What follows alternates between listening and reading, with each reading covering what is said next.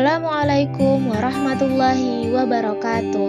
Kami mahasiswa dari Universitas Muslim Nusantara Al-Wasliyah Medan, jurusan Farmasi.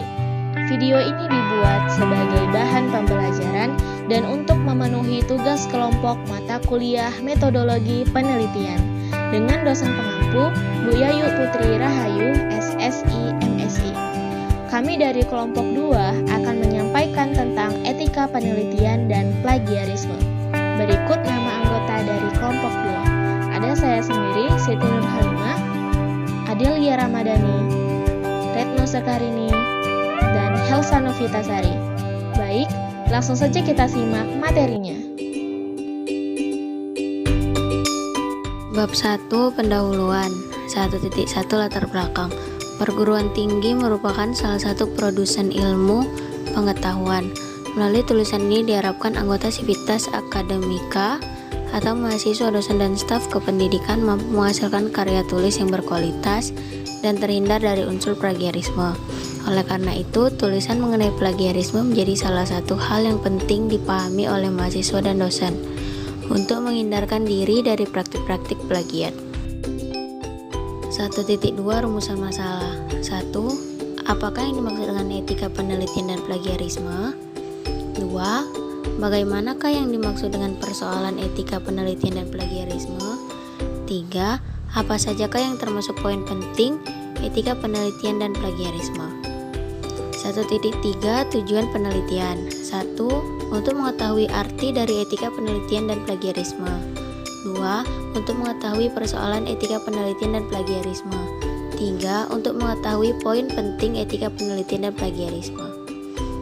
1.4 Manfaat penelitian. 1. Agar mengetahui arti dari etika penelitian dan plagiarisme. 2. Agar mengetahui persoalan etika penelitian dan plagiarisme. 3. Agar mengetahui poin penting etika penelitian dan plagiarisme. 2.1 Etika penelitian. 2.1.1 Pengertian etika penelitian. Poin pertama, etika berasal dari bahasa Yunani yaitu ethos, yang berarti akhlak, adat, kebiasaan, watak, perasaan, sikap yang baik dan layak. Menurut David B. Resnick, JD, PhD dalam What is Ethics in Research and Why is it Important, mendefinisikan etika sebagai metode, prosedur, dan perspektif yang digunakan untuk bertindak dan menganalisa sebuah permasalahan kompleks. Yang kedua, penelitian adalah kegiatan untuk memperoleh fakta-fakta atau prinsip-prinsip, baik kegiatan untuk penemuan, pengujian, atau pengembangan dari suatu pengetahuan dengan cara mengumpulkan, mencatat, dan menganalisa data yang dikerjakan secara sistematis berdasarkan ilmu pengetahuan atau metode ilmiah. Poin ketiga, etika penelitian merupakan suatu ukuran dari tingkah laku dan perbuatan yang harus dilakukan atau diikuti seseorang peneliti dalam memperoleh data-data penelitian yang disesuaikan dengan adat, istiadat, serta kebiasaan masyarakat di tempat ia meneliti agar penelitian dapat berjalan dengan lancar. 2.1.2 Manfaat etika penelitian. A. Membantu manusia untuk melihat secara kritis moralitas yang dihayati masyarakat. B. Membantu kita untuk merumuskan pedoman etis yang lebih memadai dan norma-norma baru yang dibutuhkan karena adanya perubahan yang dinamis dalam tata kehidupan masyarakat. C. Dalam ranah penelitian lebih menunjuk pada prinsip-prinsip etis yang diterapkan dalam kegiatan penelitian. Selanjutnya ada persoalan etika penelitian. Itu akan timbul apabila peneliti tidak menghormati, tidak mematuhi, dan tidak mengindahkan nilai-nilai masyarakat dan pribadi tersebut. Sementara si peneliti tetap berpegang teguh pada latar belakang, norma, adat, kebiasaan, dan kebudayaan sendiri dalam menghadapi sebuah situasi dan konteks latar penelitian tersebut. Jika hal ini terjadi, maka benturan nilai, konflik, dan semacamnya dapat terjadi akibat besar sekali pengaruh pada kemurnian pengumpulan data. Karena itulah, peneliti hendaknya menyesuaikan diri serta menerima seluruh nilai dan norma sosial yang ada dalam masyarakat, mengutul latar penelitiannya, dan meninggalkan budayanya sendiri. Kemudian selanjutnya itu ada poin-poin penting etika penelitian terbagi atas 11. Yang pertama itu ada jujur dalam pengumpulan bahan pustaka, pengumpulan data, pelaksanaan metode, dan prosedur penelitian publikasi hasil.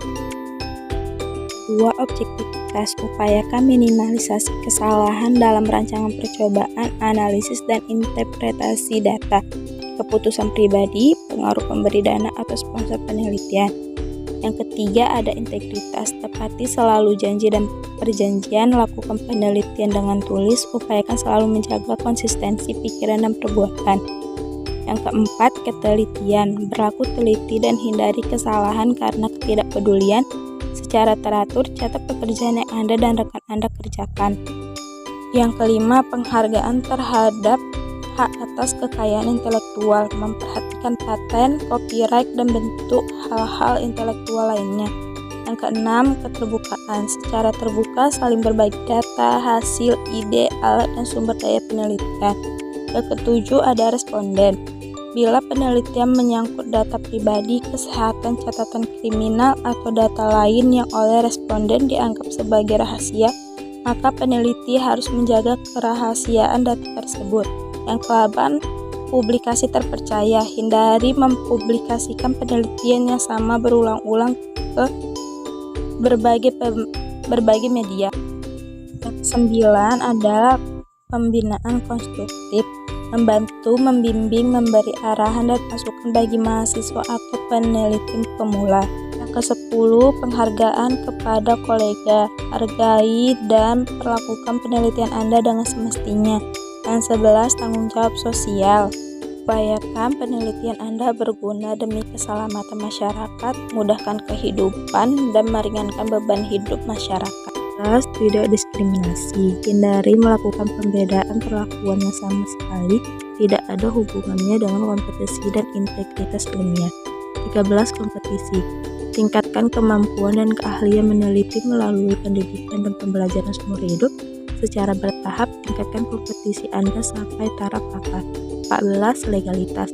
Pahami dan patuhi peraturan institusional dan kebijakan pemerintah yang terkait dengan penelitian Anda. 15, rancang penelitian dengan hewan percobaan. Bila penelitian memerlukan hewan percobaan, maka percobaan harus dirancang sebaik mungkin, tidak dengan gegabah melakukan sembarang perlakuan pada hewan percobaan. 16, utamakan keselamatan manusia. Bila harus menggunakan manusia untuk menguji penelitian, maka penelitian harus dirancang dengan teliti, efek negatif harus diminimalkan. Yang kedua yaitu pengertian plagiarisme. Plagiat adalah perbuatan sengaja atau tidak sengaja dalam memperoleh atau mencoba memperoleh kredit atau nilai untuk suatu karya ilmiah dengan mengutip sebagian atau seluruh karya dan atau karya pihak lain yang diakui sebagai karya ilmiahnya tanpa menyatakan sumber secara tepat dan memadai. Menurut Peraturan Menteri Pendidikan RI Nomor 17 Tahun 2010, plagiat adalah pengambilan karangan atau pendapat dan sebagainya orang lain dan menjadikannya seolah-olah karangan pendapat sendiri.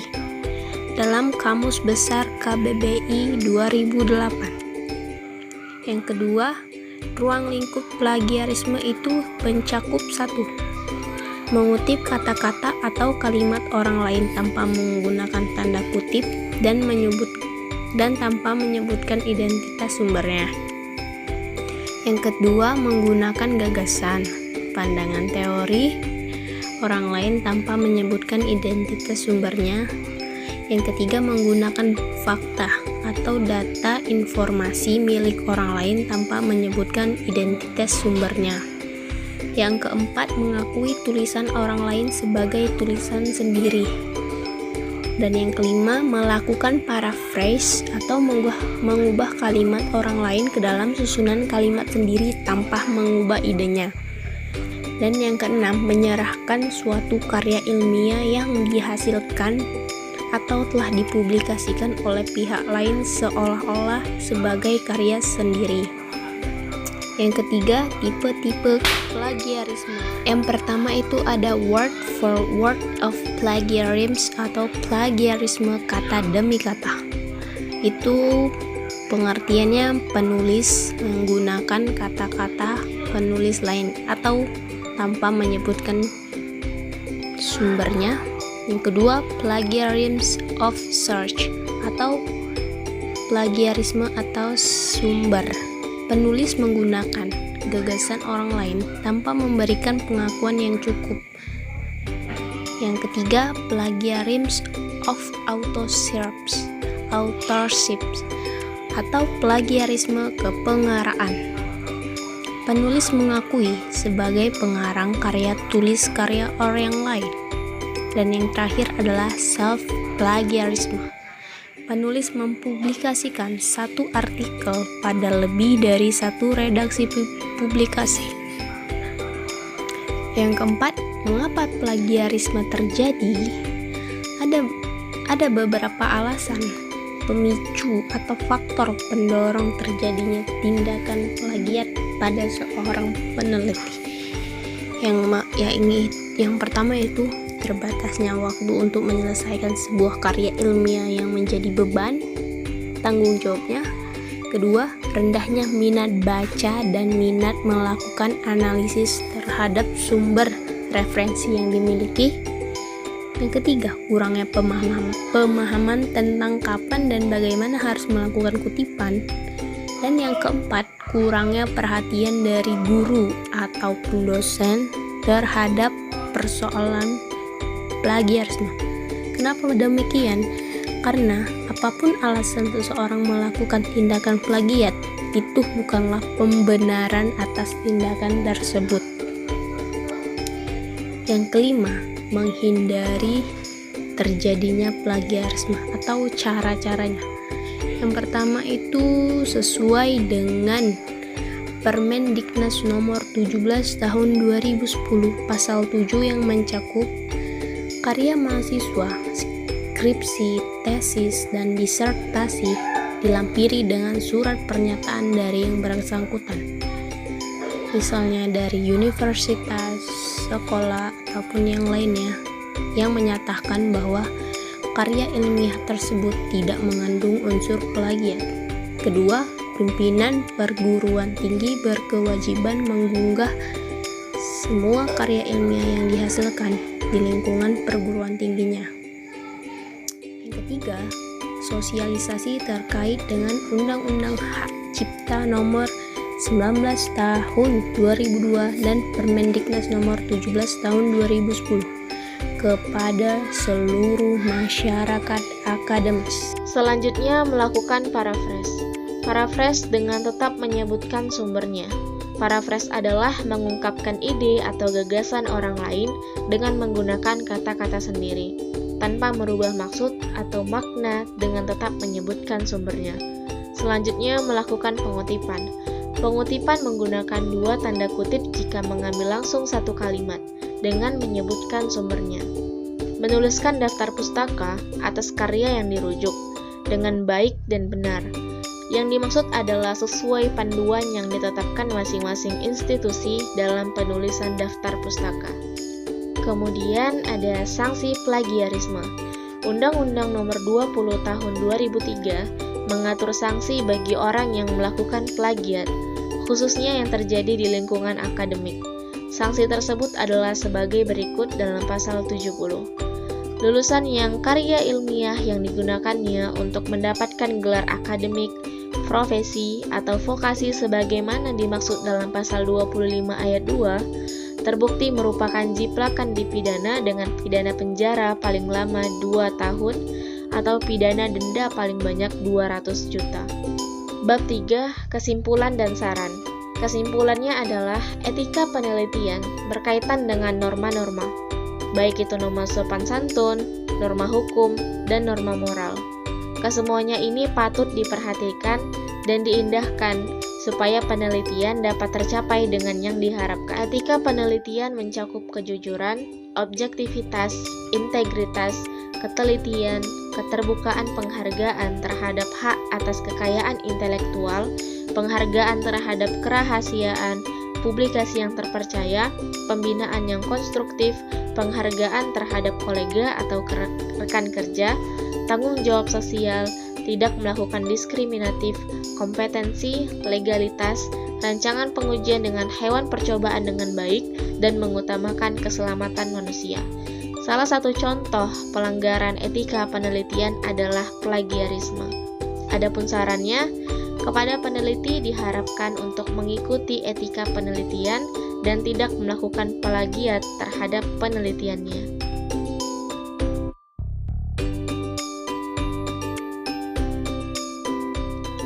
Baik, sekian dari yang dapat kami sampaikan. Lebih dan kurangnya kami minta maaf. Wassalamualaikum warahmatullahi wabarakatuh.